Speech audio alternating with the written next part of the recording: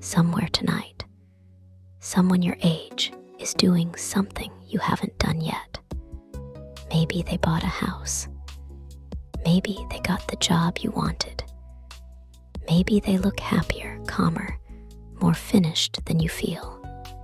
And some part of you already knows this, doesn't it?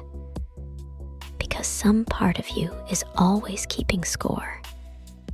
Quietly, in the background, even when you're not trying to, even when you'd rather not know. Hi, friends. Welcome back to English with Moon. I want to sit with that scorekeeping tonight. The quiet, almost automatic habit of measuring our lives against everyone else's. Where it comes from, why it never seems to let us win, and what it might mean to finally put the scoreboard down. Let's begin.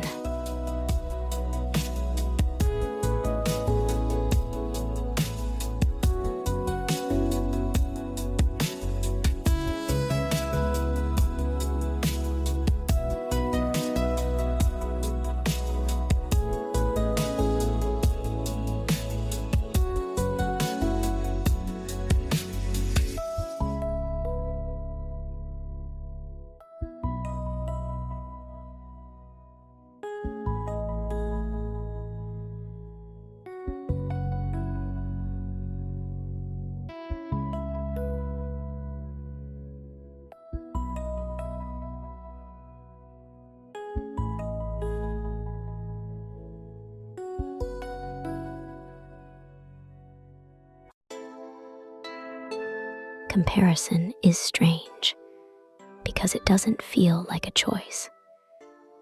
It feels automatic, a reflex that happens faster than conscious thought. You open your phone, and within seconds, you are measuring. This person's career, that person's relationship, someone's vacation, someone's body, someone's home, someone's seemingly effortless happiness. You didn't ask to compare.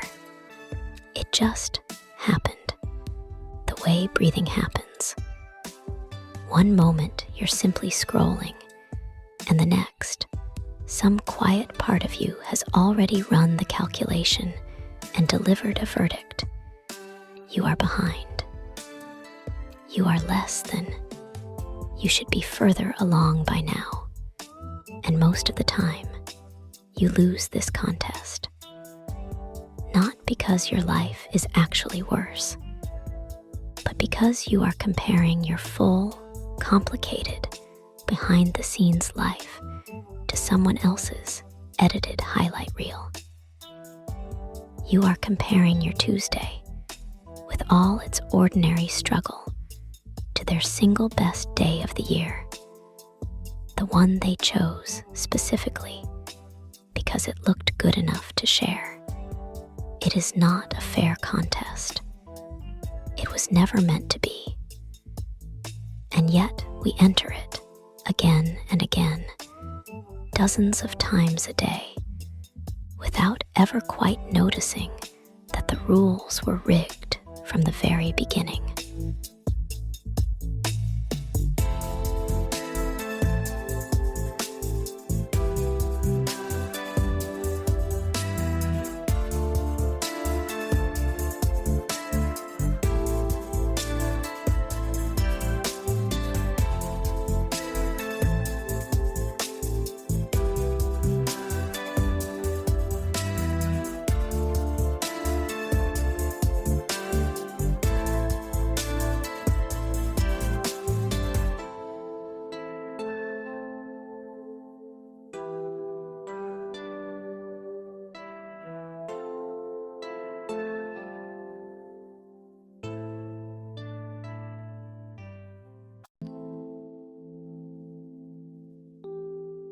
If comparison feels so bad, why do we keep doing it?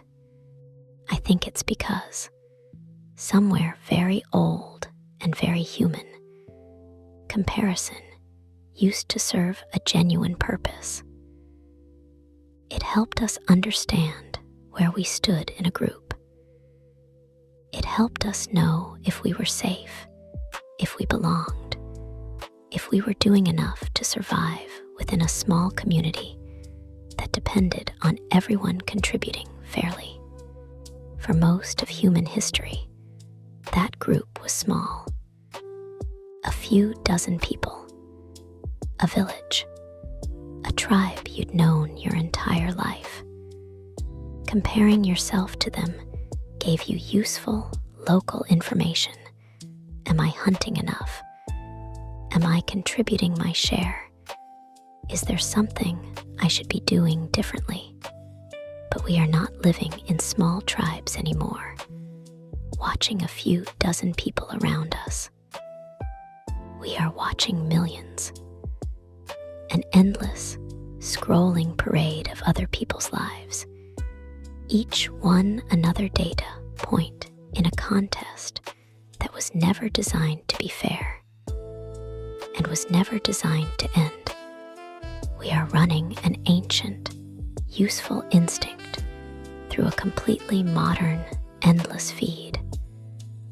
And the instinct simply was not built for this scale. The tool that once helped us survive is now the thing quietly wearing us down. It doesn't know the difference between the neighbor you actually know and the stranger on the other side of the world, whose curated, edited life you happen to see for 4 seconds before scrolling on. It treats every comparison the same, as urgent, as relevant, as something requiring an immediate verdict about your own worth.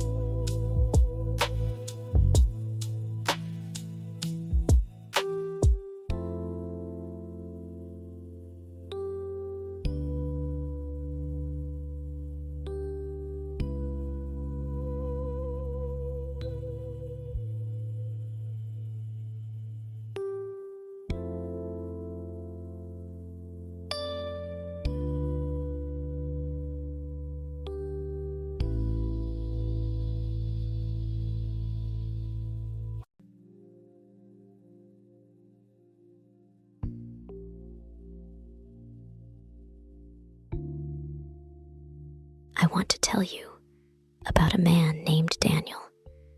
Daniel started running 2 years ago, slowly, awkwardly, mostly to clear his head after a difficult year.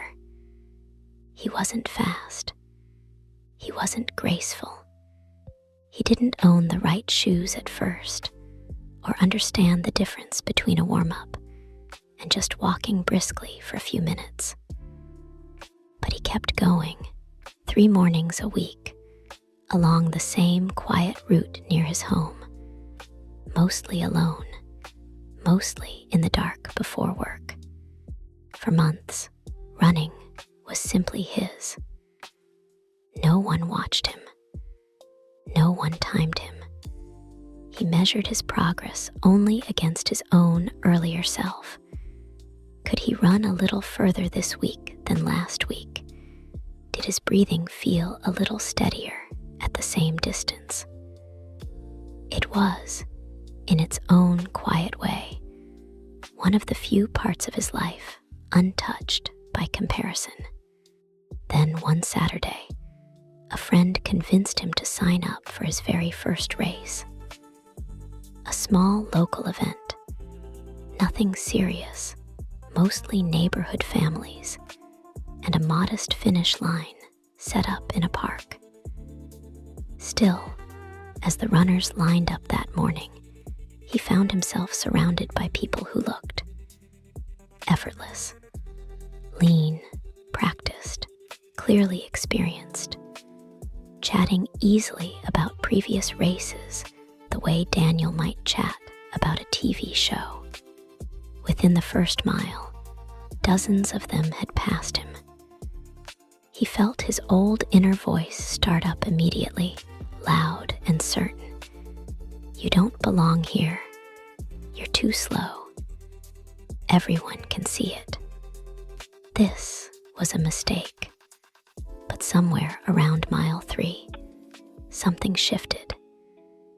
He noticed an older man beside him, moving at almost exactly his pace, breathing in the same steady rhythm.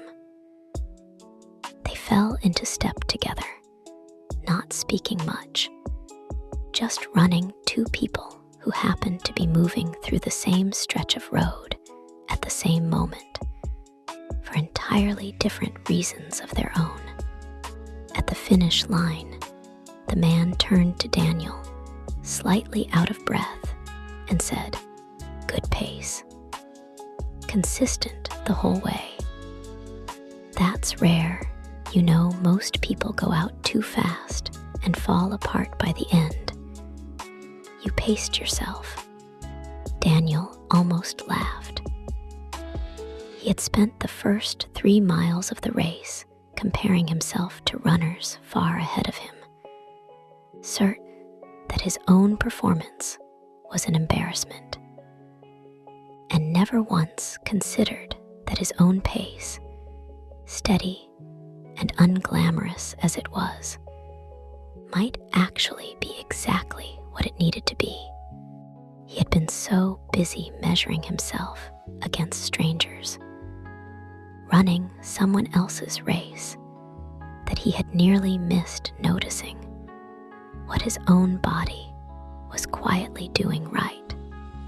He finished nowhere near first. Somewhere in the middle of the pack, in fact, in a small local race that almost no one outside his own family would ever hear about. But it was, he told me later, the proudest he'd felt in years. Not because he beat anyone, he hadn't, because somewhere around mile 3, he stopped measuring himself against people running someone else's race entirely, and simply ran his own.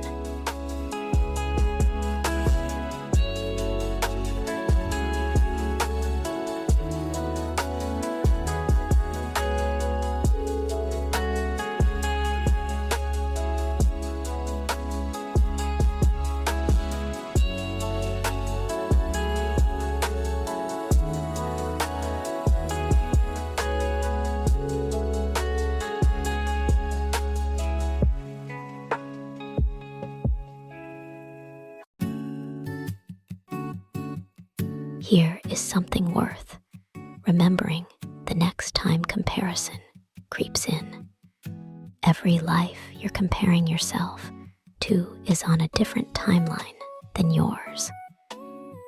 Different starting point, different resources, different obstacles, most of which you cannot see, and most of which never make it into whatever version of their life they choose to show you.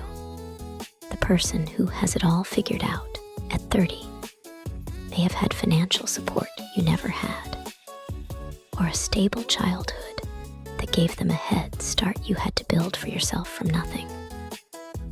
Or they may be one difficult year away from everything falling apart, a marriage quietly unraveling, a health scare no one knows about yet, a business one bad month from closing, and you simply haven't seen that part yet because it hasn't happened, or because they haven't shown it, and likely never will. We are almost never comparing entire lives. We are comparing a single visible fragment of someone else's story to the complete, unedited experience of our own. It is a little like judging an entire book by a single sentence taken from the middle, while you're still reading page 1 of your own chapter. You are not behind them. You are not ahead of them. You are simply somewhere else entirely, on a path that was never the same path to begin with, heading toward a destination was never meant to look identical to theirs. Comparing your chapter 3 to someone else's chapter 12 will always feel unfair, because it is. It isn't a flaw in your effort or a sign of some deficiency in you. It's simply arithmetic. You cannot fairly measure two different books by the page number alone.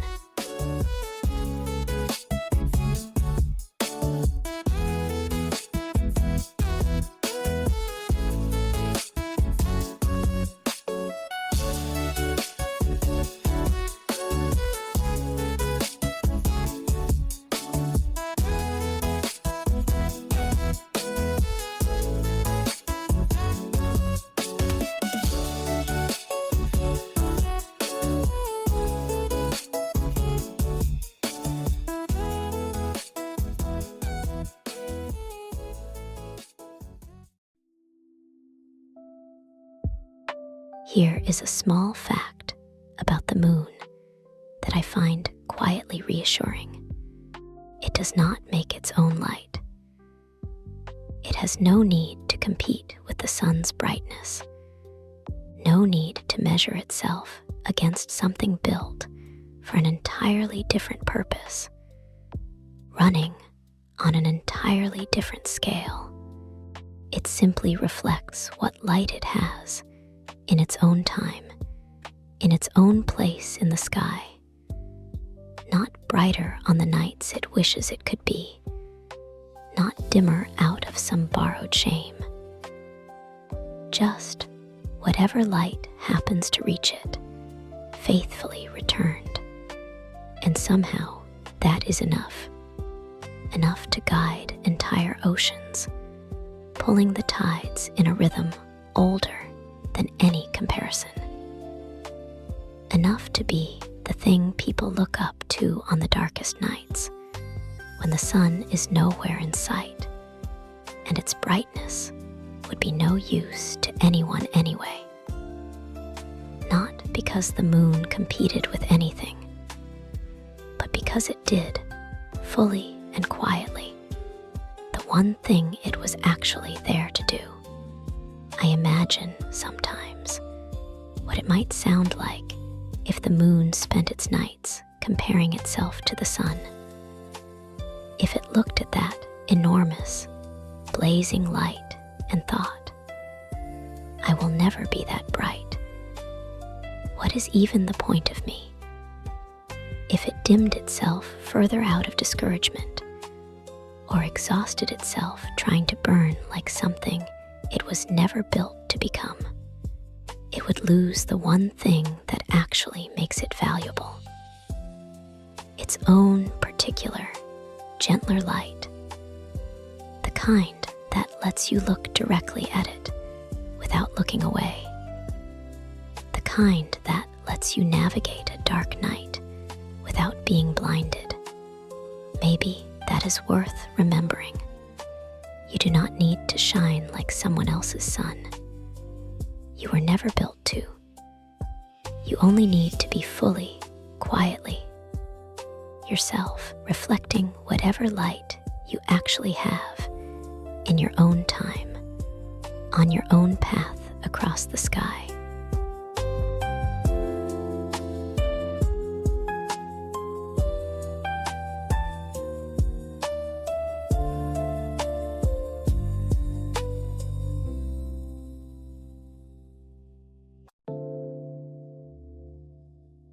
One small shift, if you're willing to try it. The next time you catch yourself comparing, really catch it. In the moment, try asking one question. What do I actually know about this person's whole life? Not the photo, not the headline, not the 4 seconds of their life that happen to appear in your feed tonight. The whole, complicated, ordinary truth of their days, the arguments, the doubts, the mornings they also don't want to get out of bed. Usually, the honest answer is almost nothing. And once you notice that, the comparison starts to lose its grip. Because you cannot fairly measure your whole life against someone else's single moment. You might also try, on the harder nights, turning the question inward instead of outward. Not how do I compare to them, but how do I compare to who I was a year ago? That is the only comparison that was ever actually fair, because it's the only one measuring the same book from the same starting page. Most of us, looked at that way, are further along than the harsh voice wants to admit.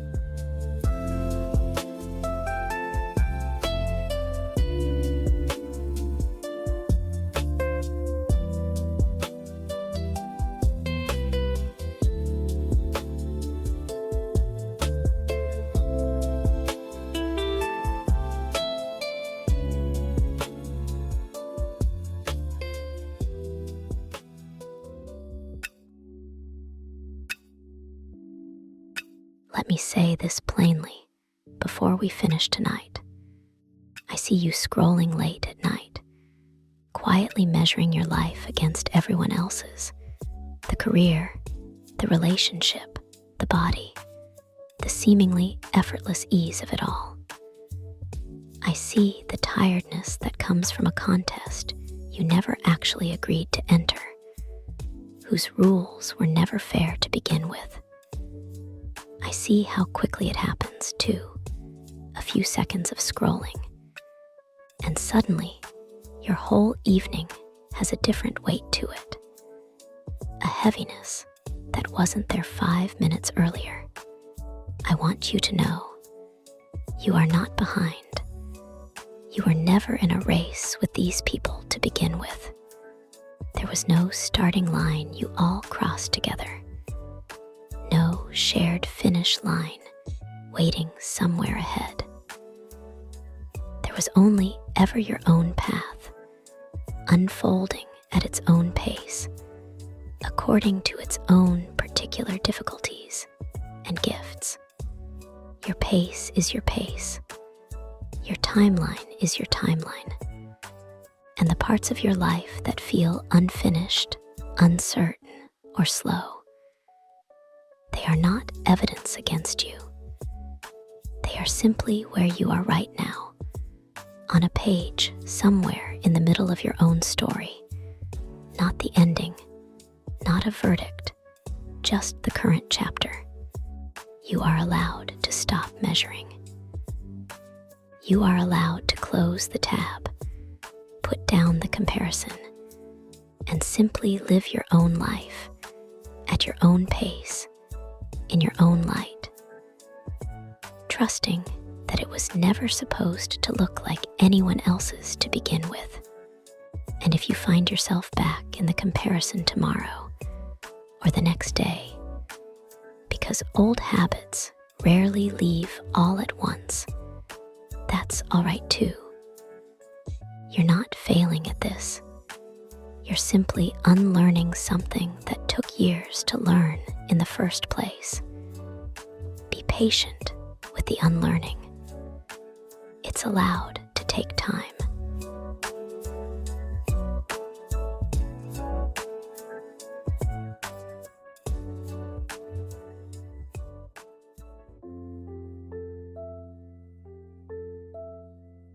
A short summary for the road ahead. Comparison measures your whole life against someone else's highlight reel. And that was never a fair contest. Everyone is on a different timeline. You are not behind. You are simply elsewhere. And like the moon, you don't need to compete with anyone else's light. You only need to reflect your own. This is English with Moon. Know someone who's been quietly measuring their life against everyone else's highlight reel. Forward this episode to them tonight. What does your own timeline look like right now, separate from anyone else's? Tell me in the comments. I read everyone. Run your own race at your own pace. Good night, friends.